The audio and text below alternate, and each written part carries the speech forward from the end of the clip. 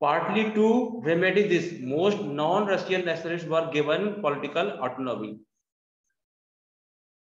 इसके उपचार में क्या किया, जो नॉन रशियन नेशनलिस्ट थे उनको पॉलिटिकल ऑटोनॉमी दे दी गई सोवियत यूनियन में। यूएसएसआर, रशिया का पुराना नाम, फुल फॉर्म बताओ बेटा इसका क्या है? Union of socialist Soviet Republic. Okay, note down somewhere, union of social one more time, union of Soviet socialist Republic. Did you note down this? Yes, sir. है ना, Soviet. Sir, one more time. Yes, union of Soviet, look, union of Soviet socialist Republic. Okay, जिसे Soviet union भी कहा जाता था, Russia का पुराना नाम। अभी इसमें बेटा बहुत सारे देश बन चुके हैं, मतलब वो इंडिपेंडेंट हो चुके हैं रशिया से अभी, है ना। कम्युनिस्ट पार्टी आने के बाद बोल्शेविक पार्टी ने खुद को कई सारी जो कंट्री है उनको आजादी दे दी थी। और लास्ट ईयर जो वार चालू था ना रशिया की बाउंड्री में, वो इन्हीं की कब्जे में हुआ कभी। The state the Bolshevik created from the Russian empire in December 1922, but since this was combined with unpopular policies. Mute your mic, beta, mute your mic.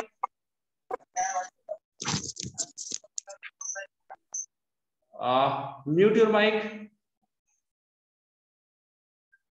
So all persons were not happy with Bolshevik party's decision. So local government to follow that, like the harsh discouragement of nomadism. Nomads means, did you know about this?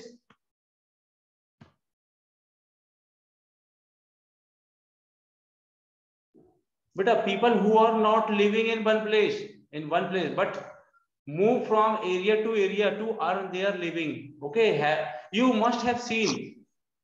Sir, Banjaras. Yes, Banjaras बेटा। Generally देखो Raisen district जो है ना हमारा मध्य प्रदेश का, वहां से बहुत सारे लोगों को आपने देखा बैलगाड़ी में आते हैं जो लोहार का काम करते हैं, देखे होंगे आप लोगों ने। Yes, sir. हाँ, यस sir. है ना, नोमैड्स, ये है ना, घूमने वाले लोग, कभी एक जगह नहीं रहते, सिर्फ रेनी सीजन में अपने घर में वापस होते हैं, बाकी पूरे 8 से 9-10 महीने ये लोग पूरे देश में घूमते रहते हैं, है ना। इनके पास बुलक कार्ट होती है और जो काम मिल जाए इनको वो काम करते जाते हैं और समय निकालते हैं ये लोग, है ना। एनिमल्स के लिए फोडर भी इकट्ठा करते हैं और खुद के लिए वो फूड भी इकट्ठा करते जाते हैं।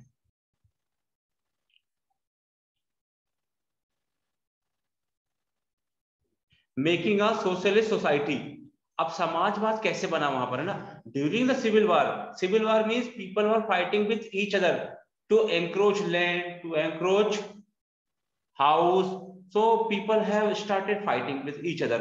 The Bolshevik kept industries and banks nationalized, but one thing Bolshevik has done here, they kept industries and banks nationalized, huh? They did not interfere here. They permitted peasants to cultivate the land and the had been socialized. They allowed to peasants do agriculture work freely. Bolshevik used confiscated land to demonstrate that collective work could be. Bolshevik party shown to people that which type agriculture work should be done. Okay, they have started collective work, means many farmers came together and start farming activity. Bolshevik wanted this type. A process of centralized planning was introduced. So for development of their country, they have planned some policies like official access, how to economic could work. So Bolshevik party member minister, they were planning to develop their country. They set target for 5-year period like us. Actually we have learned from them. 5-year plan they have made. The government fixed all prices to promote industrial growth during the first 2 plans. So during the first 2 plans, government fixed prices of all goods. Socialist cultivation in a village in the Ukraine. A commune was set up to using 2 farms as a base. The commune consisted of 13 families with a total 70 person. Okay 70 लोगों के group को क्या कहा गया है Russia में? Commune. Okay,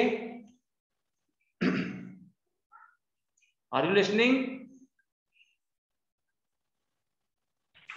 Yes, sir. Yes, sir. Yes, sir. Yes, sir. Okay हाँ, तो सोशलिस्ट पार्टी ने यहाँ पर क्या किया, जो गांव के लगभग, एक एग्जांपल दिया इसमें है ना, कम्यून किसे कहा, कम्यून सेट किया.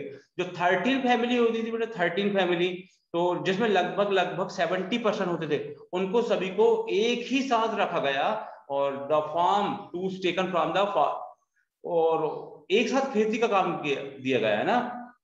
Chia Agrawal. Yes, sir. Russia में लगभग रशिया में 13 to 14 फैमिली को कलेक्टिव फार्मिंग वर्क करना होता था. ऐसी कमेटी को क्या कहा जाता था, ऐसे ग्रुप को क्या कहा जाता था? Sir, commune. Okay commune. Okay okay did every, yes, commune means, did everybody get this meaning? Yes, sir. Okay, now look. Yes, sir. The members ate in communal dining hall. खाना कैसे खाते थे वो लोग? सारे लोग इकट्ठे हो जाते थे, वो 70 लोग, और एक कम्युनल हॉल हुआ करता था, वहां पर खाना. Income was divided in accordance with the principle of cooperative communism. Okay, whatever they were earning had been divided equally with them. The entire proceed of the member labor as well as the dwelling and facilities belonging to the commune were shared by the commune member. जो भी facility होती थी या जो भी profit होता था आपस में बांट लिया जाता था. ऐसी सोसाइटी थी रशिया में 1955 के समय में.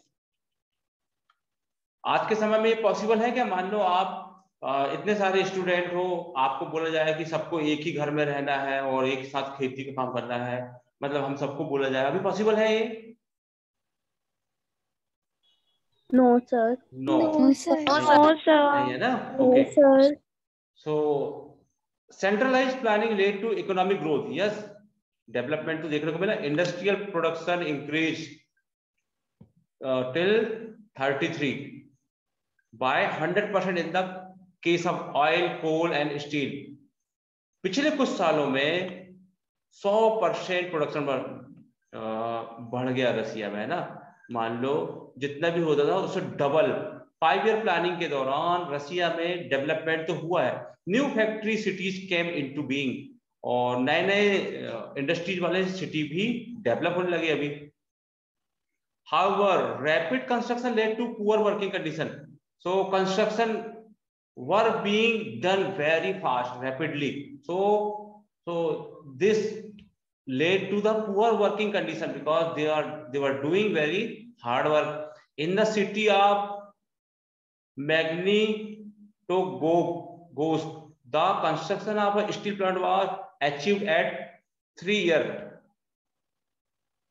मैग्नेटोगोर्स्क एक सिटी का नाम है, वहां पर रशिया की है ना, वहां पर एक स्टील प्लांट 3 साल में रेडी कर लिया गया. Worker lived hard life and result were 550 stoppage for the first year alone.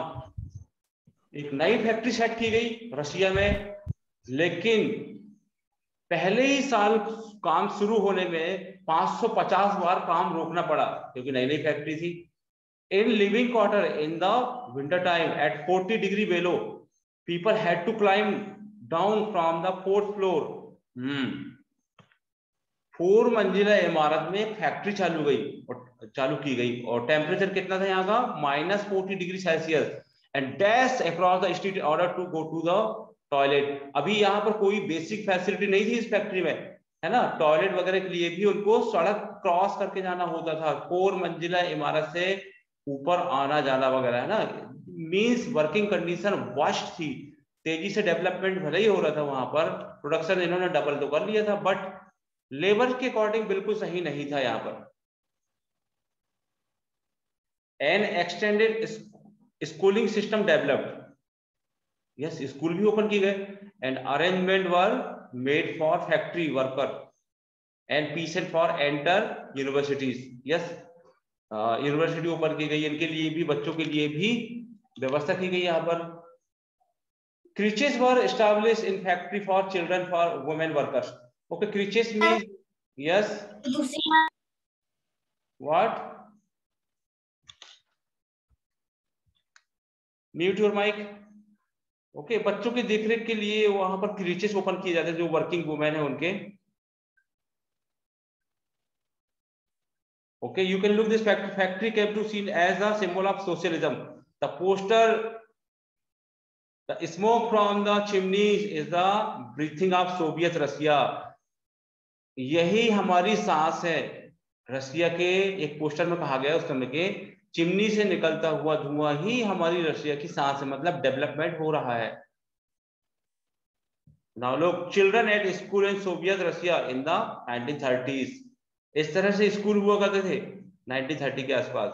And लोग, a child in Magnitogorsk during the first 5-year plan, he is working for Soviet Russia. इस तरह से दिखाया गया है सोवियत रशिया के लिए काम कर रहा युवक.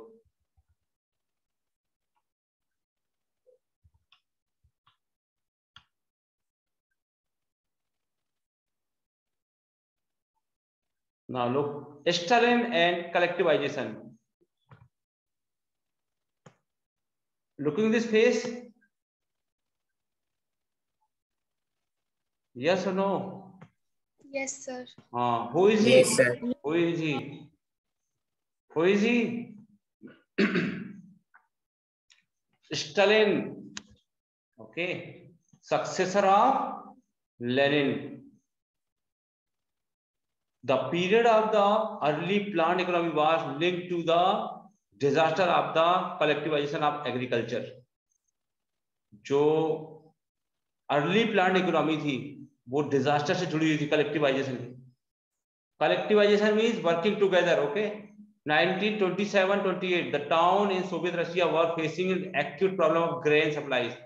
During the 1927-28 people were facing scarcity problem of grain. Okay, acute shortage of grain supply. Grain means food. The government fixed prices at which grain must be sold. Okay, government has decided already which price should be material should be sold, but the peasant refused to sell their grain to government buyers at these price. Okay, government already decided to price, but many peasants refused to sell their grain to government because the price decided by government was not up to the mark of the farmer, so they refused to sell in this price. Stalin, who headed the party after the death of Lenin. Who was Lenin? Founder of Bolshevik party, you can say, or Communist party, you can say. Okay, April thesis is known about him. And Stalin, who was Stalin? Who was Stalin? Leader of that party after Vladimir Lenin. Yes, successor of Vladimir Lenin, you can say, or founder of collectivization, you also can say like that. Collectivization had been started by the Lenin. Okay, so leader of Communist Party of Russia after Lenin death. He introduced firm emergency measure. He believed that rich peasants and traders in the countryside were holding stock in the hope of higher prices. Lenin was thinking that people have kept grain and they are not selling to the market because of hope of one day price will be high, then they will sell. So Stalin believed this, that stock in the hope higher prices they have kept. So what did he do? In 1928, party member toured the grain producing areas. Actually, he sent his secret agency to search whether people kept material or not, supervising enforced grain collection and raiding kulaks. Kulaks means बेटा Russia के अमीर किसान को, rich peasant of Russia are known as a kulaks. Okay, rich farmer of the Russia. अभी तो नहीं है ये, बट उस समय हुआ करते थे, है ना. हमारे यहाँ जो जमींदार होते थे ना, जिनके पास बहुत सारी जमीन होती थी, ओके, जिनके पास भी आपके एरिया में 500 के आसपास जमीन है, वो कभी जमींदार हुआ करते थे ना. देखो, जो भी किसान रेवेन्यू नहीं दे पाते थे तो उनकी जमीन में कब्जा कर लेते थे जमींदार. और जमींदार बेटा 8th में आपने पढ़ा है Munro system, Ryotwari system, Mahalwari system. Yes और not? Yes, sir. Yes, sir. तो जो भी, Yes, sir. यस बेटा, in the failure of giving any revenue, okay, so they must have to give their land to zamindar. Okay, तो ऐसे ही कुलक्स हुआ करते थे. ये रेवेन्यू तो नहीं लेते थे, लेकिन इन्होंने कब्जा करके रखा था बहुत सारी जमीन में. तो स्टालिन ने रेड पड़वा दिया इनके यहाँ पर. The name for well to do peasant, well to do peasant. As shortage continued, the decision was taken to collective farm. Why did Stalin take decision for collective farms? Look, one thing. First, he sent his officers to search grain storeroom, because Stalin believed that people have kept grain to suppose they will sell in very high prices. So red पड़ने के बाद भी, छापा पड़ने के बाद भी country में शॉर्टेज कम नहीं हुआ. तो he decided to collective farms. Partha Thakur? Yes, sir. Collective farms means When many families of farmers farm on the same land, do their cultivation on the same land is known as collective farms. yes beta, working together, okay, in same piece of land, and profit had been distributed after getting. क्या सभी को समझ में आया बेटा collective farms क्या होता है रशिया का? Yes, sir. यस, स्टालिन ने क्या किया? Yes, sir. जिनको समझ में नहीं आया वो बच्चे सुने. कलेक्टिव फार्म्स, रशिया में फूड शॉर्टेज को देखते हुए स्टालिन ने डिसीजन लिया कि छोटी छोटी जमीन में खेती नहीं करेंगे अब किसान.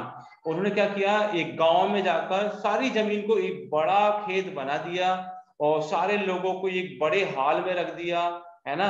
अभी हमने एग्जांपल देखा, 70 लोग रहते थे और सारे लोग एक ही खेत में काम करते थे, उसके प्रॉफिट को आपस में ही बांट दिया जाता था. ऐसा सिस्टम कलेक्टिव फार्म्स कहलाता है. It was argued that grain shortage were partially due to the small size of holding. Okay, it was argued grain shortage. Why? Because of small size of holding. Okay, after 1917, land had been given to over 2%. These small size peasant farm could not be modernized. So he believed that peasant farms could not be modernized because of small size of land. To develop modern farms and run them along industrial line with the machinery, it was necessary to eliminate kulaks. He decided to eliminate kulaks. जितनी भी बड़ी जमीन है, जो जमींदार है वहां के, उनको ही कुलक्स. कौन थे कुलक्स? Rich farmer. Rich landowners. Yes, जिनके पास बहुत सारी जमीन होती थी. रशिया में उन्हें कुलक्स कहा जाता था, है ना. हमारे यहाँ पर जो जमींदार होते थे उनके पास बहुत सारी जमीन होती थी, क्योंकि वो कोई भी किसान अगर रेवेन्यू नहीं दे पा रहा तो उनकी जमीन पर वो कब्जा कर लेते थे. वैसे ही कुलक्स लोग थे, इन्होंने तो वैसे ही कब्जा किया था जब पॉलिसी चल रही थी, है ना, एंक्रोच की, तो इन्होंने फायदा उठाया उसका. तो Stalin decided to permanent eliminate kulaks, take away land from peasant and establish state controlled large farm. Stalin ने सभी बड़ी बड़ी जितनी भी जमीन थी और कुछ गांव की तो सारी जमीन को स्टेट कंट्रोल लैंड बना दिया, मतलब सब कुछ सरकारी बना दिया उसने। सोशलिज्म का ये रूप भी हमको देखने को मिला है ना। इसको ऐसा समझो आप, है ना, इसको ऐसा समझो कि अभी हमारी गवर्नमेंट मान लो कुछ ऐसा करती है कि एक गांव में जाती है और जितने भी किसान हैं उनकी जमीन को एक बड़ा खेत बना देती है और सारे किसानों को बोलते हैं आप इसी में काम करो। यही है कलेक्टिवाइजेशन, है ना। हमारी कंट्री में ऐसा पॉसिबल नहीं है। हमारे यहाँ भी 3 फार्म बिल आए हैं, उसका विरोध अभी तक चालू है, पता होगा आपको। Yes, sir. Now look, many people were opposing him, so because they didn't like collectivization. Do you like collectivization system? No, sir. No, sir. Yes, sir. What followed was Stalin collectivization program. What had happened after this program? From 1929, the party forced all peasants to collective in collective farms.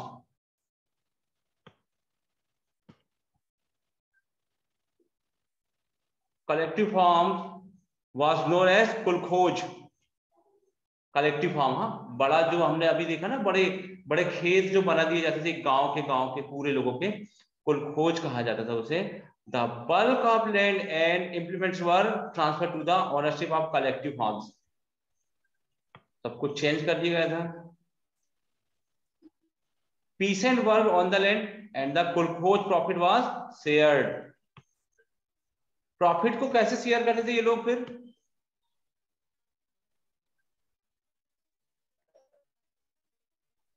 Tell.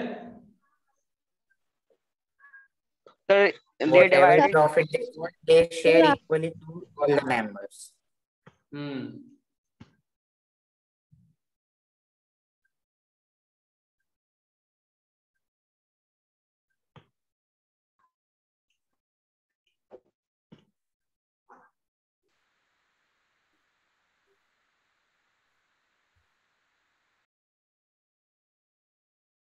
Okay, so people who were opposing them, what happened with them?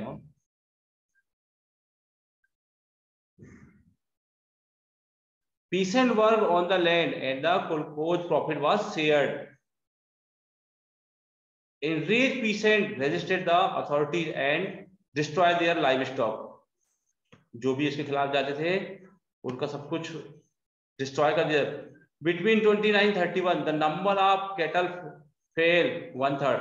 Okay, 29 से 31 के बीच में जो kettle थे, मतलब जो पशु थे, animal थे, ओके, वो 1/3 ही रह गए, क्योंकि कलेक्टिव खेती होती थी तो ज्यादा लोग फिर एनिमल हस्बेंड्री का काम छोड़ दिए थे उन लोगों ने। Those who resisted collectivization were severely punished. All persons who were opposing to this system, they had been punished by the Stalin. Okay, बुरी तरह से उनको प्रताड़ना दी गई। Many were deported and exiled. Okay, listen, difference are here. Deported and exiled. Do you know beta about exile? Sir देश निकाला। No, sir. Yes, तड़ीपात हम बोलते हैं ना जिसको, देश के बाहर निकाल देते हैं। अच्छा देखो, दोनों एक से वर्ड है, डिपोर्टेड एंड एक्साइल्ड, लेकिन थोड़ा सा फर्क है। देखो, डिपोर्टेड मतलब कंट्री खुद उसको उठा के बाहर फेंक देगी, और एक्साइल्ड मतलब उनको बोला जाएगा आप 15 दिन के अंदर देश छोड़ दो या 8 दिन के अंदर देश छोड़ दो। डिपोर्टेड मीन्स कंट्री इमीडिएट उसको बाहर फेंक देंगे ना, गवर्नमेंट जो है उसको कैसे भी करके तुरंत अपनी व्यवस्था करके देश के बाहर निकाल के खुद निकाल देंगे उसको। और एक्साइल्ड मीन्स नोटिस दिया जाएगा आप देश छोड़ दो। समझ में आया आपको दोनों का meaning? Aryaman Jain?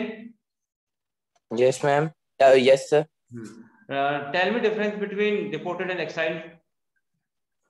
Exiled means sir किसी वो जो आदमी को वो उठा के डायरेक्ट बाहर फेंक देगी देश से, और डिपॉजिट का भी कि उसको पहले लेटर दिया जाएगा। ओके, हाँ, एक्साइल्ड में फोर्स किया जाता है और डिपोर्टेड में फोर्सफुली हटा दिया जाता है।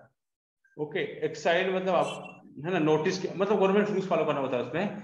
आपने न्यूज में देखा होगा सिवनी में भी कलेक्टर एक्साइल कर देता, सिटी के बाहर कर देते, है ना, न्यूज में देखा होगा आपने, तो पक्का देखा होगा बहुत सारे लोगों को। तो अभी जो भी कलेक्टिव सिस्टम का विरोध कर रहे थे लोग, उनको हटा दिया जाता है ना वहां से।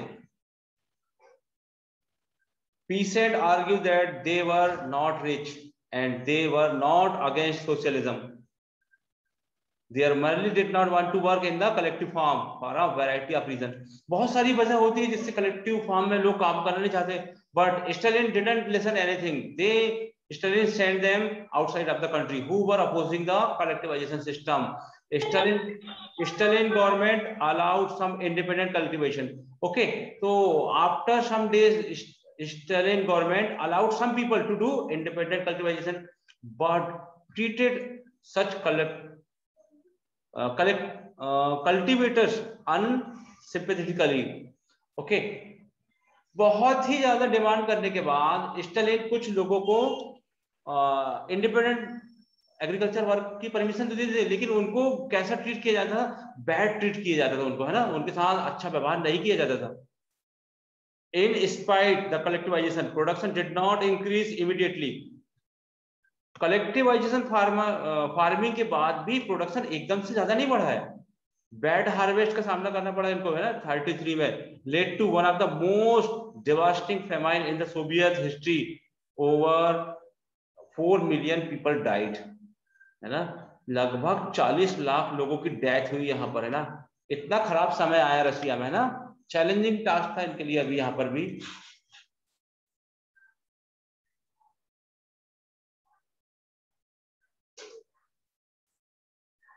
Okay, peasant women being gathered to work in the large collective farms.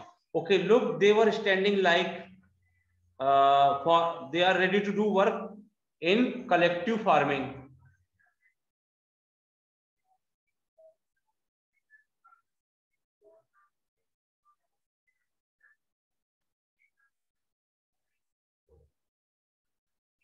There is a story, you read this.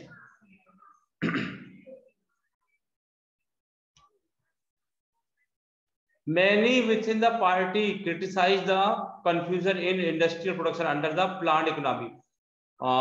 Agriculture में तो फेल हो चुकी थी स्टालिन गवर्नमेंट, बट फैक्ट्री को भी अपडेट करने में फेल हो रही थी, and the consequence of the collectivisation, Stalin and his sympathizers charged these critics with conspiracy against socialism. Socialism के खिलाफ मानते थे सबको वो।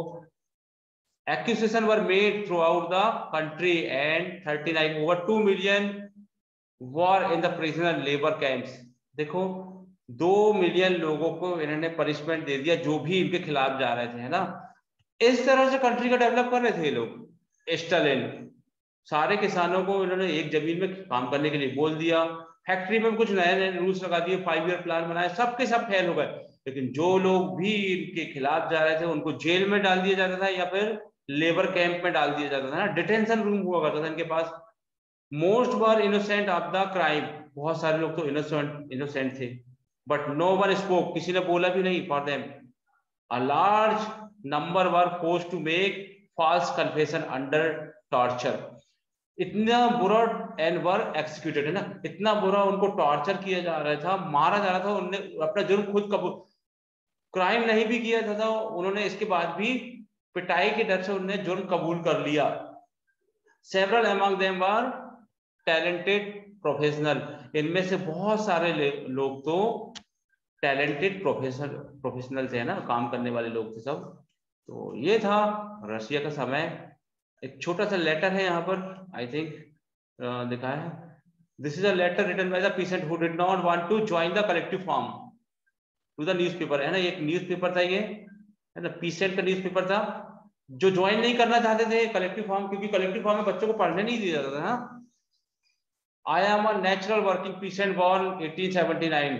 There are 6 members in my family. My wife was born in 1881. Okay, wait. My wife is coming.